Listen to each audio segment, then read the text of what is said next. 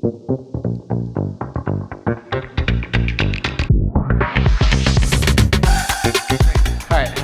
Adam McNeilly. Thank you for the introduction, Greg. I am incredibly excited to kick off this conference and talk about the unyielding spirit of Android. As Greg hinted, community is at the heart of everything we do. As we can see, there's about 1,000 people here, which is crazy. And our community has existed for over a decade. And so what I want to talk about today is a little bit of a history lesson, not a boring one, but kind of talk about how our community started, what we've been able to accomplish together as a result of such a strong community, and then try to evaluate where we're at today as a community and actually think about what the next stage of this looks like. And I think I mentioned this is really a life-changing community, and I saw that looked like almost half the room was here for their first DroidCon, and you might be thinking, well, life-changing's a bit of an exaggeration. This always starts as like some extension of our career. I'm here to learn technical things, right? And that's what I thought, oops, there we go. That's what I thought too, the first time I went to a DroidCon. A coworker suggested I go, learn some things. I had no idea what was actually gonna happen after that. So my story actually begins right here at DroidCon New York, which is why it's such an honor to be here today. My first developer conference I ever attended was DroidCon New York 2016. And when I went back to find pictures from that event, sure enough, there I am in the front row watching Kevin's introduction. Clearly, I'm just so enamored by the entire thing. But that event, it changed something in me. It inspired me to go on to become a speaker, to share my knowledge with everyone else after seeing all the other speakers doing such an incredible thing like that. It was also the first time I visited New York City and fell in love with the city. About 1.5 years after this picture was taken, bought myself a one-way ticket, moved out here, met my beautiful fiance I get to marry in a couple months. And so there was this kind of domino effect just by attending this conference. It went on to just drastically change my life. It wasn't direct, like DroidCon blew everything up, but it was the start of something really incredible for me. And what's really cool is my story is not unique. If you talk to anyone who's been to more than one DroidCon, they're gonna have some variation of this. Maybe they didn't move, but they certainly met lifelong friendships of people they get to spend time with outside of that professional context. They go to sporting events together, they go hiking up mountains, they catch up for meals, or some of them even find their partner and get married to other Android developers they found. That said, this is still a professional event, don't be creepy.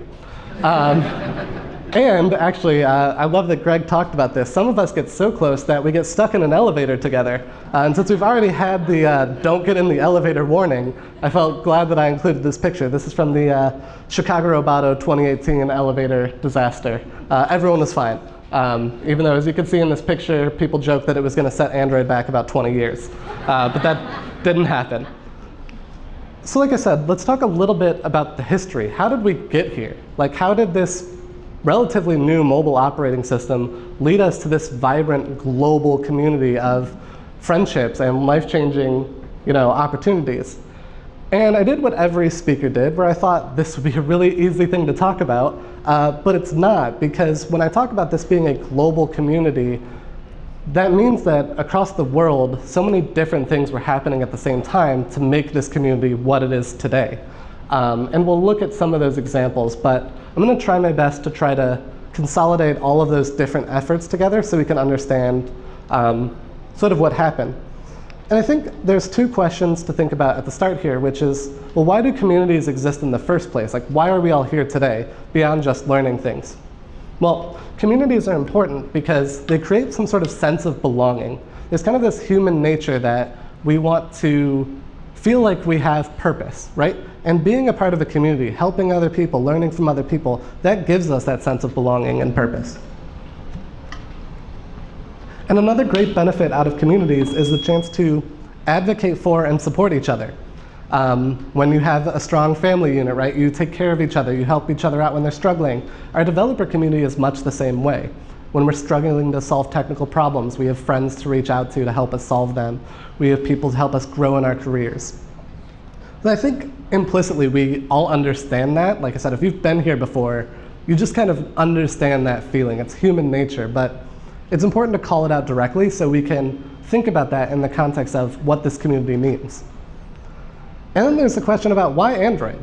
Why are we here to talk about Android? Many of us are interested in tech. Android might not have been, or might have been, the reason that we got started in tech, but why Android?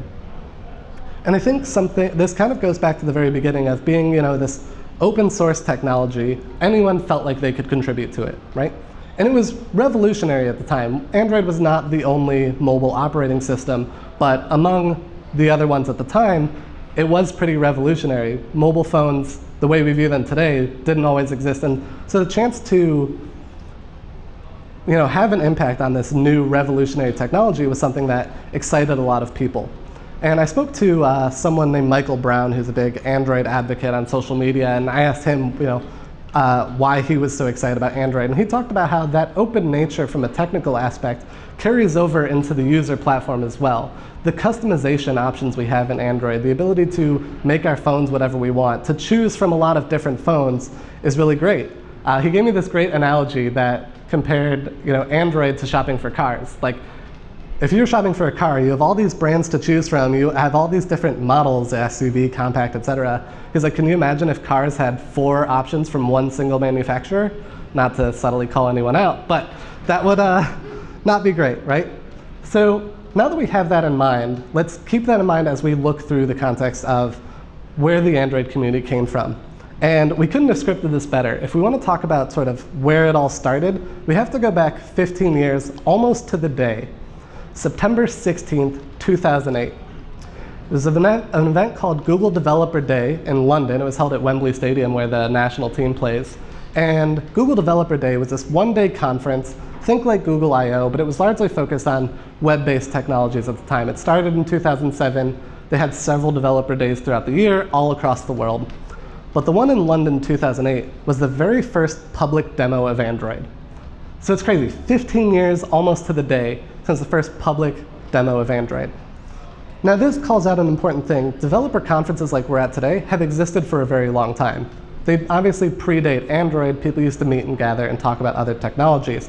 I tried to find some info on where that all started, which was hard, but these have always existed. But what's cool about these is as people attend events like these and they get excited, they want to bring it to other communities. So as Android gained popularity about a year later, we had the very first DroidCon event, which was DroidCon Berlin 2009.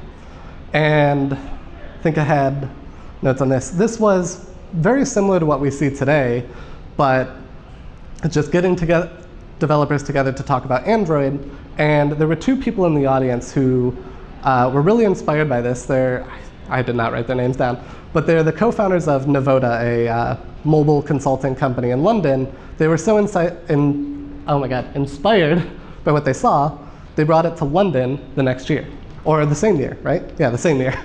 And this just goes to show the strength of the community when those of us fortunate enough to travel and see something and we're really excited about it, we want to bring it back to our own communities, right? So these 2 organizers, they were London-based. They had the opportunity to travel to Berlin, and they realized this was such a great opportunity, we want to bring this to our local community. And this just snowballs, and now we have this global, as Greg called it, empire of DroidCon events that exist all over the world. And while DroidCon Global helps in organizing these, they're all driven by the local communities in their city. And the impact is crazy. Greg said the busiest year, we didn't get the exact number, but somewhere around 22 conferences, which was insane. And I love that each one, like I said, it brings the developer community to a specific place. I had the chance to interview Nasser Ali, who was one of the organizers of DroidCon Egypt, who had their first event last year. When I asked him why he wanted to bring the event to Cairo, he said, we have such a vibrant developer community here in Cairo that I wanted the chance to showcase the talent that exists here. When we talk about the tech industry, everyone wants to talk about San Francisco. And there are great developers who live in San Francisco. There are great developers who live in other parts of the world that are often overlooked. And DroidCon is an opportunity for those local communities to bring the spotlight onto their cities and say, hey, there's great talent here. For their first event, they had 1,500 people, which is huge for a first event. And another great thing about these conferences and just why they're so important is, again, that community aspect and the impact that they have. I interviewed Kevin Galligan, you heard about him earlier. He was one of the original organizers of DroidCon New York. And we talked a lot about how the first year there was so much effort in, and losing money was one of the things we talked about because it didn't really pay off. So I asked him, if year 1 was such a time sink, why did we do this again? And his answer was the community response. He said everyone who was there had such a great time, felt so empowered after the event that they had to do it again. They had to create that experience again, no matter what. And I think that's just really inspiring. So, one sec. Conferences, we'll come back to it. This sort of flywheel kept going, but it's not the only way we connected as communities, right? There's also these local meetups, which were just like mini, small-scale conferences. You'd have them in like, tech offices. People would get together. There'd be 1 or 2 tech talks, food and beer, and it was just a great chance to network and connect with each other. And these existed in New York, San Francisco, London, probably other cities around the world. I'm not aware of all of them, but it speaks to our need as a community to just get together and learn from each other. And I also love highlighting that we don't always have to do it through this traditional presentation standard. Some companies do something called like peer labs. So I spoke to my friend Stuart Kent, who's the guy in the red shirt. He used to organize these peer labs in Detroit, which were these monthly hangouts, kind of like a meetup, but instead of this traditional concept of a tech talk, they just got together and everyone got to work on their side projects. There wasn't really any cohesive goal, or maybe they were working together, but it was just, here's a space to develop and hang out and network. And this brought really inspiring and interesting mentorship opportunities, because people who were just entering their career got to meet people who were more further on in their career and learn from each other and see how does someone who's been doing this for 5 years, how do they think about the problem differently than I do? You getting that real-time mentorship aspect was great, and I just think it's really cool to highlight some of these different opportunities. And then, of course, we've got all the other different types of content that we're probably familiar with. Blogging. Android Developer Blog has existed since 2011. It's a great way for them to write content about what's new in Android. There's also several community bloggers who own their own blogs and write about things. And I'm just going through different mediums that people learn about things. There's also Android Dialogues. This was a YouTube and podcast series by Huan Tu Dao and Chuki Chan. And it was this developer-focused podcast where they'd interview different members of the community about projects they're working on, events they're organizing, and things like that. And it was really interesting to learn about the commonality between a lot of these things. When I asked Huan sort of what inspired her to do this, she mentioned she was always a podcast nut and liked listening to other podcasts. And there's a really cool theme about all these. When you think about a lot of the community leaders in the space of the things whether they write, whether they speak or podcasts or whatever, it's things that inspire them personally. It's, I enjoy consuming this type of media, so I want to be a part of putting it back. I think that speaks to, again, a really great community nature of this is what I enjoy, I'm going to put this back. And so we get this whole breadth of different ways that people connect with each other. And another great example of that is Android Weekly.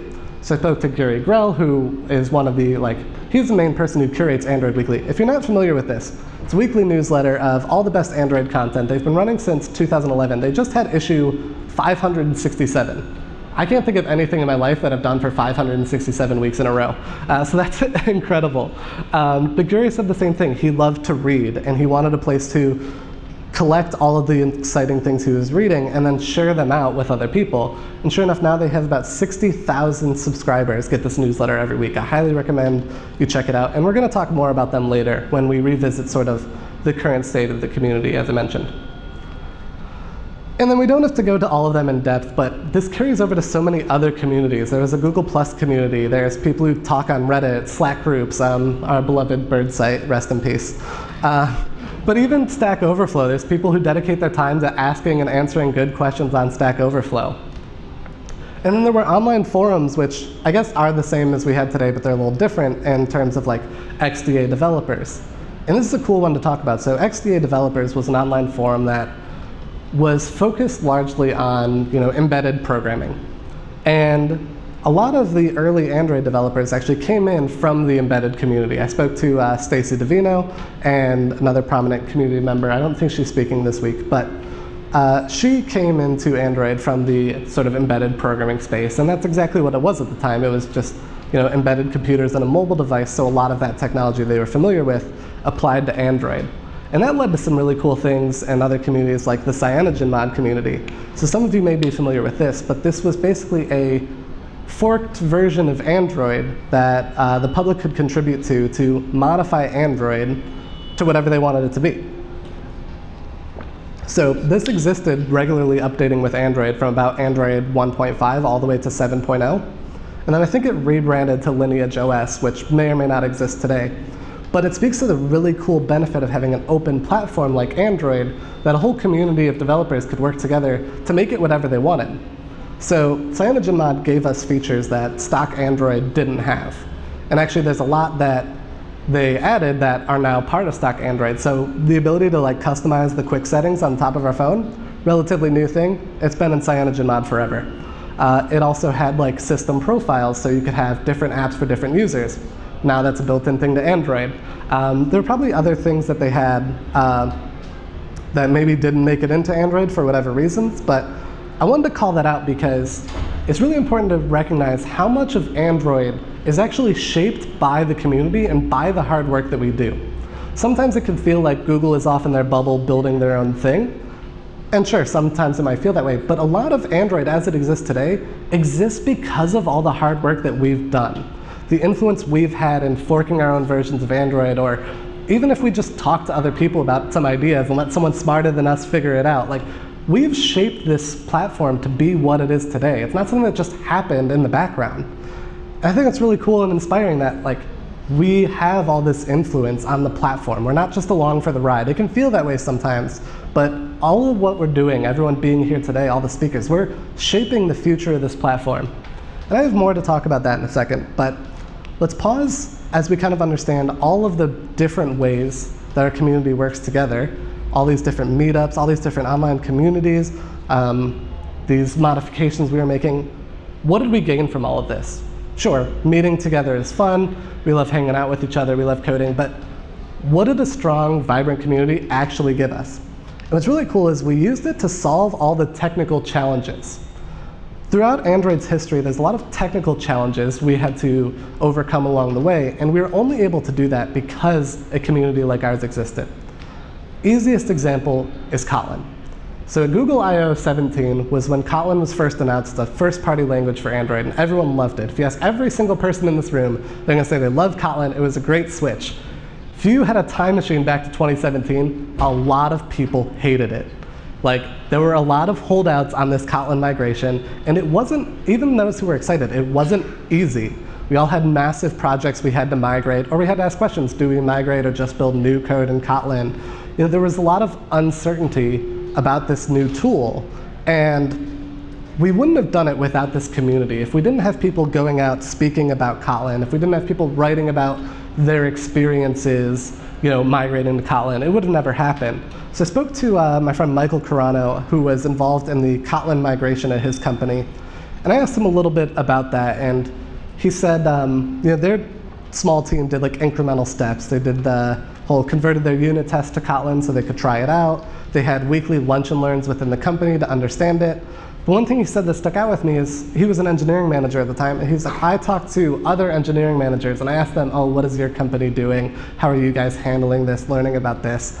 And because everyone did that, because we had a community to reach out to, that's how we were all able to do this. I mean, the entire industry switched to Kotlin, this global community of thousands of developers. Like, when you think about that in hindsight, to have thousands of developers shift their programming language like that, that's an incredible milestone. And we lost sight of that a couple years later when we reaped the benefits of having a language like Kotlin. But that was a very strong and drawn out, you know, community moment. It started earlier than 2017. There were a lot of Kotlin advocates, but people who held out until they got official support. But because of those early advocates, it made this switch once it was, you know, supported by Google a lot easier. And then there are so many other technical challenges we've solved. And I use the word solved lightly because some of these things on the screen are still constant conversations we've had. But when you think about all the image loading libraries we have, sure, there's a lot of them, sure, we're always coming up with new ones, but it's because we have this strong community who talks about what are my problems, you know, loading images and apps. People who go out and put, you know, their public repositories out there. Here's how I do it. They share these things. We're able to solve for creating image loaders that we trust as a community, SQLite libraries that we trust, architecture patterns that we trust, or, you know, we still debate about those, and dependency injection. But the point is, like, even though those things always feel like a debate and that we never know what's going to happen, and it can be so overwhelming. Because we have a community to talk about it, we're able to figure it out together. We're able to kind of understand, well, what works best for us. And it's always going to be a little different as individuals, but having this community, having people to talk to about these things, to learn from about these things, allow us to solve really cool technical challenges. And as we start to solve these, we get to move on to new, more exciting ones over time. And I talked a little bit about that, about the open source aspect of the community, which I think is really important to call out. Not only is our community shaped by public speakers and bloggers and YouTubers and all these things, but people who just develop out in the open really shape our community. Having open source code is great for a lot of reasons. I asked a few friends about this, and one of the big callouts is, open source tools in a lot of ways, they solve gaps in first-party tooling. And it speaks to, again, the great nature of Android being open is like, if the default Android libraries that we use don't solve my problem, I can go solve them, and I can put it publicly for other people to use. That's what we see with image loaders, with SQLite libraries, with things like retrofit. And it also creates this collaboration where everybody can be involved, both at a big and a small scale. You might not be the person who develops this library, but you can go to their public GitHub and you can contribute to documentation. You can fix a bug, or even reporting a bug. Someone told me that was really important to call out, is like, we don't always have to be the person creating things to feel like we have an impact on the community. A well-written bug report with a good, clear, reproducible project of something that went wrong when you're using any of these open source libraries is incredibly valuable to the maintainers. And you don't have to go through all the hard work of maintaining and shipping the library to have an impact on it. And I think that's really important to call out. Don't feel like any contribution you make is too small. And another great example of how we shape the community is we build these libraries. We build our image loaders. We build these SQLite libraries. We build all these things. And then a couple years later, we get Android Jetpack. Google sees all the hard work the community is doing, the problems that we're facing that we need to solve, like SQLite libraries. And they say, you know what? Every developer cares about a database. Offline apps are important. We're going to go build Room. We're going to build a first-party solution to this problem. And now we have Window Manager and Work Manager, and a lot of Jetpack libraries started as someone else's third-party side project. And so again, we shape this community. Like, it can feel like we're along for the ride. Google tells us what we have to use. This came from us. Like, this was our sort of hard work to say, this wasn't working, this is how we want to do it. And Google recognizes that, and we start to see those changes. So this cycle of all these things kind of continued for years. There was kind of this flywheel that happened. People would organize conferences in their communities. They're excited about it. New people come in. They have a great time. They move up in the ranks. They want to learn how to organize a conference. People phase out. There's this sort of standard community life cycle. And this just keeps on going. So this pretty much covers the first 13-ish years of the community that I wanted to talk about. All these different things happening in parallel all over the world. It just kind of happens. And then everything stopped in 2020. Pandemic happened. We were no longer able to meet in person together. All of these conferences, all of these meetups, a lot of the ways that we interact with each other stopped. But our community didn't really stop. And that's what's really cool, is it changed, but our core need to share with each other, to connect with each other, to collaborate on all these hard problems, that never stopped. So in April of 2020, there was supposed to be Android Makers Conference in Paris, France, and they had to cancel that in March. But they held a virtual event on 1 month's notice, which was incredibly hard work, especially when at that time, there was all the fear and uncertainty in the world about what this pandemic meant. Forget being Android developers for a second. There was a lot of fear. No one really knew what was going to happen. And so at the same time, there's sort of this need to have a little bit of normalcy to kind of keep ourselves grounded. It wasn't to ignore what was happening around us. It was kind of to prevent us from spiraling down. So in an interview, actually, on the Android Dialogues podcast I mentioned earlier, one of the organizers of Android Makers talked about that decision to go to a virtual event.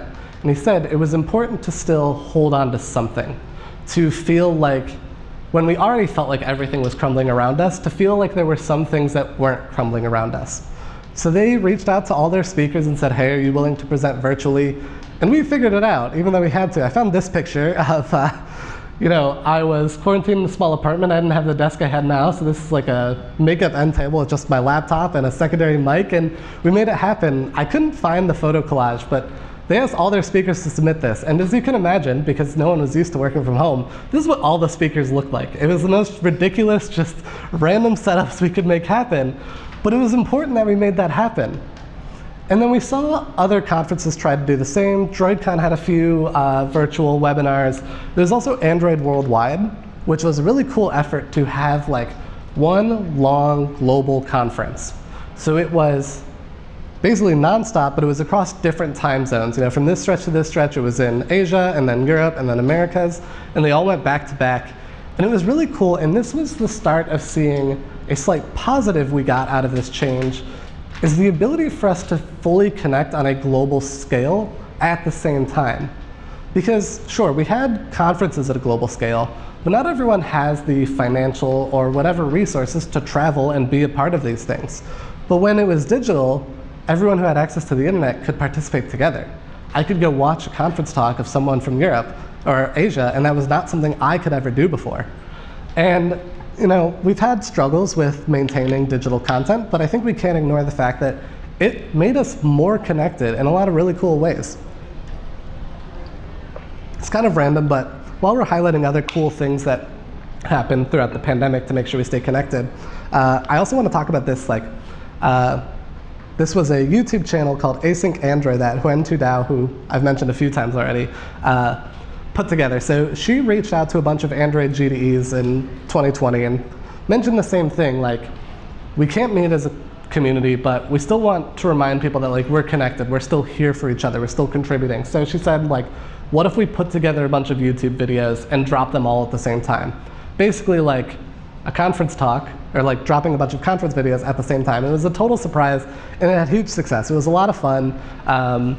Just collaborating on this. It was my first time building a YouTube video, but I wanted to call this out as we never stopped trying to connect with each other.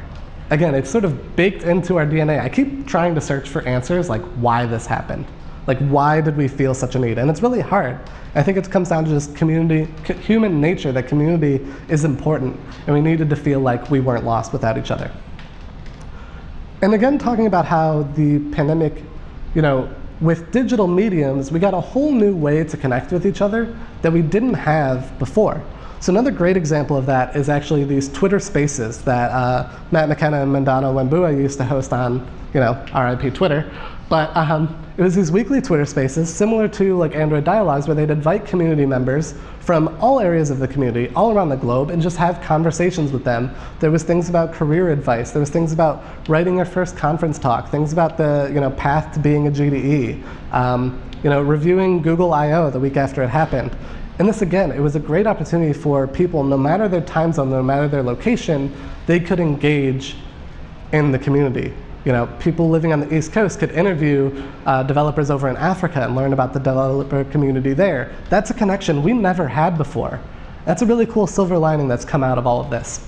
And another really interesting medium is people like Code with the Italians, Seb and Ivan, they started live streaming on Twitch, which is something that's traditionally owned by gaming, but they wanted to do some live coding content to collaborate with the community. And it, again, was a brand new way of us sort of learning and sharing with each other that we never had before. The closest we ever got to any sort of live content was when we'd go to a conference or a meetup and we'd watch it in person. But what's cool about this is when they work on their project, you get a real, authentic developer experience. You go to any of these tech talks this week, they're going to be great, but they're all going to be pre-planned. Nothing is going to go wrong, except for a couple people who live code. But when you live code, everything goes wrong. But that's equally valuable as a community member, because it's a chance to learn things that we traditionally don't get to learn. One of my favorite things about watching people stream live is when there are errors, we get to see how other people read an error message and solve the problem. That's something none of us are ever taught in any sort of professional setting. We just kind of learn. We have to look at the stack trace and figure it out. And it's something I wish we shared with each other more, because there's a lot of those metal skills, similarly what makes a good PR review? What makes a good PR? These are all things that we just learn, and what's really cool about watching people do it live is we get a chance to see how other people do those daily tasks that we didn't get before. So whether or not we see more of it on platforms like Twitch, whether or not it's exactly the same, I think it's really inspiring to think, what are different ways we could be sharing and connecting with each other that we're not doing already? So that's some of the ways that we've sort of evolved throughout the pandemic, but I also highlighted how a lot of it was drawn from trying to support each other. You know, people were inspired to do this YouTube drop because they wanted to help make sure the community knew that we were still connected. Another great example of where the community showed up for each other was with Android Weekly. So I mentioned this is a weekly newsletter that services 60,000 people. And in 2020, so Android Weekly largely is backed by advertising budget. People who promote job listings, sponsors who want to talk about their tools, you know. And then in 2020, when everything paused and companies started hiring, their budget went to zero overnight. And it is not cheap to have a newsletter that services 60,000 people every week. So they put out a call with a Patreon page asking for community support, and people showed up. The community who had benefited from Android Weekly throughout their career donated $5, $10 at a time, got a set of stickers, and they actually got them through this. Spoiler alert, Android Weekly still exists. And their advertising budget is back a little bit. But it's because we came together to support each other, to recognize, hey, here's this service that I benefit from, and I have a responsibility to now pay it forward and make sure they can keep going and benefit other people who are coming into their career. We were able to get them through that and have it so that this great newsletter is still running today. And then we got through that for a few years, and then we have DroidCon Berlin 2021. It was one of the earliest conferences to happen again. It was a while before we started seeing the ones like today, where it's picked back up. But it was really like a family reunion. Those are Greg's words. It was so great to be back in a room and see everyone's face again. We still found ways to connect with each other, but again, it's really hard to explain. There's a difference when you see someone in person. And I don't want to sound like a boomer when I say that and be like, you have to be in person, but there is a difference. And I can't explain it, but what I would try to challenge you all to think about is when you go home from the conference this weekend, try to reflect on how much fun you have. Ask yourself, like, was this different than all the digital things you've been doing for the last 3 years? I think most of us would feel like it was. And there's a lot of concerns we still need to be worried about. I'm not going to say that there aren't health concerns that we need to be cautious of and things like that, but recognizing that events like this, connecting in a room like this, are important, and we should think about what are ways we can try to make that happen in ways that we're safe and comfortable with. So all of that brings us back to sort of, now we can think about the state of the community. So we've talked about where it started. We've talked about all the different communities that existed, how they've benefited each other, how they've grown, and with that perspective and how we've overcome the last 3 years, but with that perspective, we can use that to think, what are the challenges we're facing today that in a lot of ways are very similar to what we've already accomplished? Great example is Jetpack Compose. When I talked earlier about the whole migration from Java to Kotlin, that this was this global community-wide effort we had to make, and how we loved it in hindsight, but it was really hard in the beginning, we're seeing that with Compose right now. Some people will tell you Compose is the future. A lot of people are going all in on it. They imagine that in 4 to 5 years, everyone's going to be developing in it. There's a lot of people who are still unsure, and they're skeptic in different ways. And that's not invalid. And we're solving the same problems of, well, how do I migrate to Compose? What's the right way? Do I replace old screens? Do I only write new stuff in Compose? Sounds exactly like what we did with Kotlin, right? But why I wanted to say that is because it can seem so overwhelming to learn this new tool and feel like, oh, I just learned Android, I just learned the view system, and now I have to relearn it. That is frustrating. But we can look backwards and realize we've already done this. And we did it because we worked together, because we talked to other people, about how they were migrating to Kotlin. We were all able to do it. So if we as a community do feel that Compose is the future, we need to do the same thing. We need to talk openly with each other about the problems we face with it, about the solutions we're finding. Ask other people, how are you handling this migration? What are your tools for learning Compose? How's your company talking about it? Again, looking back, realizing we've already done stuff like this. And that can give us sort of hope in thinking we can do the same thing with Compose if we work together as a community. And another one of these that's sort of still in flux, but a similar idea, is Kotlin multi-platform. It was mentioned during Greg's intro. There's a lot of talks on it this week. It's something that I think is the same thing. A lot of people are interested, a lot of people see a future with it. There's a lot of people who are unsure, and there's a lot of open questions, but we're doing the same thing. As long as we work together as a community, we can figure out what this means for us. Is it something we all try to switch to? Is it something that's not for everybody? And it gives us a chance to revisit a lot of the technical problems we solved earlier. You know, what does architecture look like in a multi-platform world? How do we solve for image loading and database libraries and all of these other things that we've done on Android? You know, lifecycle management, now we have to think about that a little differently. But again, the strong community that we have, our need to share knowledge with each other, communicate with each other, is exactly what's going to help us figure out those problems. So I have no doubts that our community can overcome all of the technical challenges that we have in the future, because we can look backwards and see we've already done it. We've built libraries for the problems we've solved. We've migrated to new tooling when we felt it was the best thing for the whole community. We've done that. I have no doubts in my mind that we're going to continue to go on to solve incredible technical challenges and build new things. But I think our community, this gathering aspect, is still kind of up in the air. So conferences, there's a huge crowd here today. Conferences have come back the same way they were 4 years ago, for the most part. DroidCons are happening all over the world. We're getting together.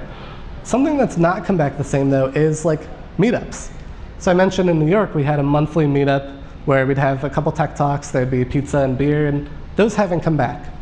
And I've asked everyone I've interviewed for this talk why. And I've gotten a different answer from every person, which is great. But something to think about is, the first thing that I thought was kind of the reason this happened was, I mentioned earlier, we have this community life cycle for individuals. People come into a community, they're excited, they're inspired. Some of them say, oh, I want to now pay it forward. I want to be a speaker. I want to be an organizer. I want to do these things. And then the people who were speakers and organizers, life happens. They sort of maybe leave or phase out of the community. But what happened as a result of the pandemic and not meeting in person is that life cycle broke. So the people who were organizing events in early 2020, their lives didn't stop. You know, they got married, they had kids, other things happened, they changed careers. So a couple years later, they don't have the time, space, energy to organize a meetup. It's not personal, life happens. The same thing happened before. But what's different is that because we weren't meeting, people weren't coming into that process. There weren't new people attending their first meetup saying, wow, this is great, I want to do this. So that whole life cycle just snapped. And so we're kind of at an impasse in that regard, which is a lot of us who kind of attended meetups, we understand the benefits of them, and we wish they existed, but who's going to step up and make them happen again? And how? Like, if it's not the veterans who had done this before trying to come back in and do it, you know, we can't expect new developers to understand A, that these existed, or B, how to bring them back the same way. But it's also a chance for us to question how we think about connecting in this post-COVID world. So I had a great suggestion from one of the folks I talked to about why meetups didn't come back the same, and they talked about how much it was impacted by working from home. See, when I worked in an office and there was a random Tuesday night meetup, and I wanted to go to the meetup, well, I'm already I'm away from home. I'm at work, I'm already taking the subway home, I may as well go a few different stops, have dinner anyways, see my friends, catch up. If a meetup happens today where I work from home, I have to distinctly decide I want to go to this meetup. And if the meetup's only an hour and subway's backed up, I'm going to spend more time commuting to the meetup than I'm going to spend being there. Now, I understand being at meetups is important, but the bar for getting people to go has kind of gone up as a result of that. And I don't know if there's a solution to that. That sounds bleak, but it's more of a challenge. It's to rethink, well, do we rethink the type of content we have in meetups? Do we, I mentioned peer labs earlier. Do we think those would be more important? That maybe people won't leave the house to watch a tech talk, but maybe they'll leave the house to work on their side project if you give them a good working space and other engineers to collaborate with. Just want to check to make sure I didn't miss anything else. And then the other one was frequency. Like, going every month might feel like a lot, but what if a meetup happened every 3 months? Sure, I still have that effort of having to leave home, but if it's not something I have to do regularly, I might be more inclined to do it. I'm not saying these are all perfect answers, or that these are necessarily my answers, but these are ideas I've gathered from the community. I interviewed about 10 different people in various parts of the community, podcasters, newsletter organizers, public speakers, and talked about all these things and asked them all their opinions, and everyone kind of has their own reason for why they think meetups haven't come back the same way, or why they do or do not go to meetups.